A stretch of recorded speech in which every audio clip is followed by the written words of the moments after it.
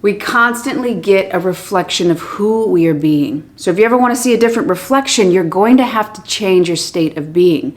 But how do you do that? If you're looking to manifest something different or experience something different in your life, how do you make internal changes when your outside circumstances right now could be reflecting the direct opposite? In this video, I'm going to visually show you those internal dynamics so that you can better understand and start tapping into where your power really is. By the end of this video, you're going to understand where your power is, how you've been losing it, but most importantly, how you can start being it so that you can start seeing it in your outside world. So let's get started. If your outside reality looks completely opposite of what you're wanting to manifest or change, it can be very hard to understand how in the world you can change a belief when the outside is showing you that that's true. Well, this right here is going to help you start to unravel that misunderstanding about reality. Well, first you got to understand this idea that we all have a self-image. Neville Goddard calls this a self-concept. And in the book Psycho-Cybernetics, this would be your internal cybernetic mechanism. That is a really fancy way to say an internal thermostat. Basically a box of how you identify. I'm going to tell you where the contents of this came from. First, I want you to understand how powerful this box is.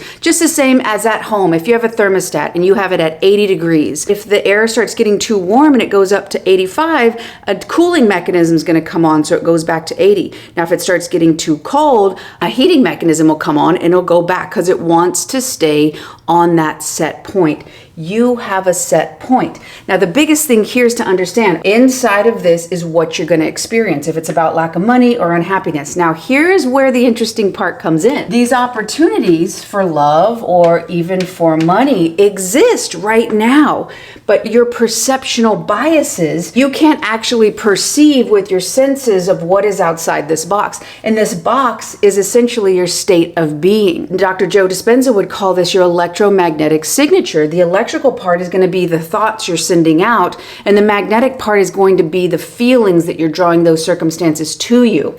Now, this is also why you might start thinking or assuming that you're abundant or assuming that you're worthy of love. But that's only one part, because that's only sending out the electrical signature. If you still deeply believe that you're unworthy or that only heartbreak or there's only lack and that's what you're supposed to experience or that's all you can experience, you only have one part of that equation. You're only sending out those thoughts. That's why thoughts are important, but also deeper, it's about changing this. Only thing that's going to change your experience is that you can start perceiving of this is to start being. Again, we go back to Dr. Joe's electromagnetic signature, and Neville Goddard calls this your level of consciousness, your level of awareness. If you can start understanding that the reason you believe this to be true are misunderstandings of yourself, and oftentimes relating to yourself through someone else's idea of who you should be or the idea of how you should live, which again, we're going to talk about that just a moment so that you can get a deeper understanding of how to change this.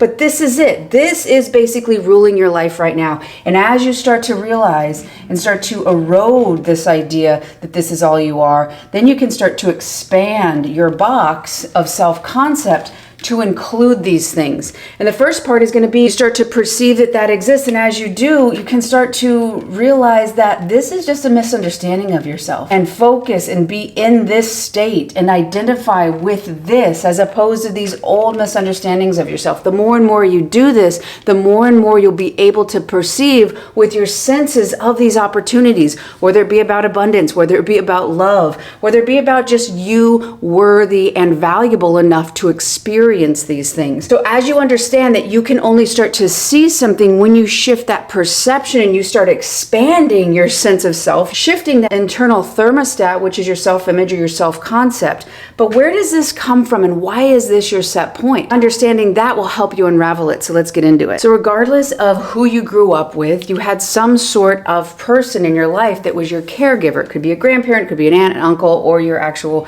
biological parents. Doesn't matter. What matters is the relationship you had with them in terms of this person, they become kind of godlike. We godify them because this person or these people, literally your survival depends on it. You're too vulnerable and young to really understand how to navigate the world. You consistently have to check in with them to understand, are you safe? Are you accepted?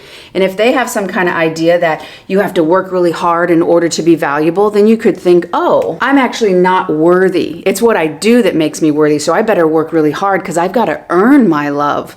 Another situation that might happen is maybe they ignore you. Maybe they're really, really busy at work because they're trying to provide for you and they're in their own shit. Or maybe they actually just had their own shit and they didn't have the emotional capacity to attune to you. So you might think, oh, I'm not important. And if you go back to this, these ideas are what has been in this, right? So those are going straight into this self-image. It's coming from this dynamic with your early on caregiver, and that stays unless you're aware of it and you start to shift it, which is the whole hope for this video. But that's going to stay in your self-concept, and you're going to keep getting a reflection of who you unconsciously are being. So when you go back to this dynamic and you realize that this isn't because you're like, oh, I'm so terrible, I don't deserve anything. This is your attempt to stay safe because you've got to adapt kind of this constitution or a way of living and being. You've got to relate to this person so that you can be safe. Because if they reject you, you can't go out and get a career at 4 years old or get your own apartment. You have to be accepted by them. And if it means that you have to leave yourself, you could start learning that self-abandonment is the way to connect. And maybe this brings you a sense that I'm not whole and complete. I need this other person to keep me safe, or I have to leave myself in order to connect. And this right here, this is people pleasing 101 in one aspect, because that's going to be in here. And you might find very unfulfilling relationships. Because if you cannot stay with yourself, if you have to self-abandon in order to connect based on this early on dynamic with your caregiver, guess what? You're going to find people who are emotionally unavailable. That's what I did. That's how I navigated my relationships early on, because I didn't understand that actually the way that I could get into an authentic, loving, secure relationship is when I had that dynamic with myself. My misunderstandings of things early on in my childhood dynamic doesn't make anybody wrong or right, but it was my perception of who and how I needed to be to earn love or be loved or stay connected. That distortion, because I was a wee one, a little kid who doesn't have the ability to reason, it didn't matter, because that is what initially imprinted on how to human. So that was my self-image. And guess what? As I went on in the world as an adult, because I didn't understand this until I did, and now I want to share it with you so that you can expand your awareness of this, because it is reflecting whatever it is in your life. If it's about abundance, if it's about love, it's about just feeling worthy. There is something inside of you that probably is distorted based on this dynamic. Now, what you got to realize is, oh, yeah, as a kid, I didn't feel worthy. I thought it was what I did. Oh, my parents or my caregiver thinks that you have to earn love. Oh, I don't believe that. I know that we inherently are love. So how can you work for something that you are? Oh, I'm not important. Oh, maybe that caregiver early on was actually emotionally immature. I emotionally had more capacity than they did, because they probably went through stuff and it shut them down. And maybe when they reached out for love as a kid, they had a lot of betrayal. I don't know. But when I realized that this wasn't about me, I was trying to stay safe and I was relating to myself through these other people, I can actually rewrite my own internal compass, my own internal constitution of how I see the world as an adult. But I first got to realize why I believe the things I do. And this comes in huge with shame, because with shame, you're checking in, you're trying to stay, part of this whole. But then you say, oh, something is wrong with me. Shame is about being bad on who you are, just at the core. Guilt is about I did something bad. But if you're relating to somebody else's way of being in the world according to their traumas, and you're like, oh, I'm asking for too much, I must be too much. Oh, I'm too much for them. They have some sort of capacity and I'm going past it. So maybe the emotional environment I grew up in is too small.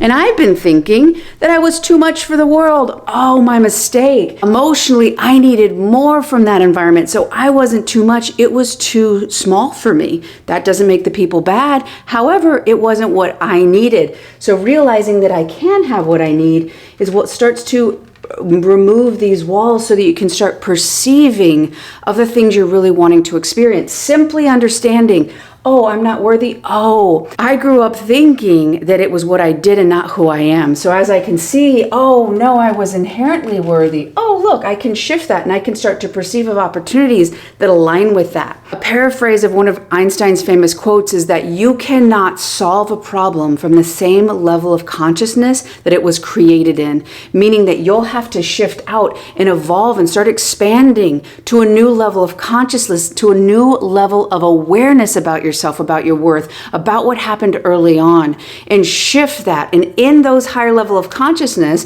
that you're worthy, that you're whole and complete, that you are important because you're on this earth. As you start to do that, you can tap in to the levels of consciousness that are in these higher levels that you're wanting to experience. The more and more you do this, the more you'll understand exactly what you need to do to get to that next step. If you keep in here and want of it, if you're thinking of that desire you want or of that wish fulfilled, Neville Goddard would say, you've got to live in the end. You've got to be the level of you now in order to start pulling it towards you or really expanding this box, consistently reinventing the box you're in, consistently reimagining your psycho-cybernetic mechanism, shifting that and realizing you have the power to do it. The more you shift the perspective of what happened and how it was created, the more you have the capacity to expand this box. As you start to be that new level of you, you're going to send out new thoughts because those beliefs are going to be starting to erode, which is going to send out a new magnetism. You're going to draw those experiences to you as well as send out that new electrical signature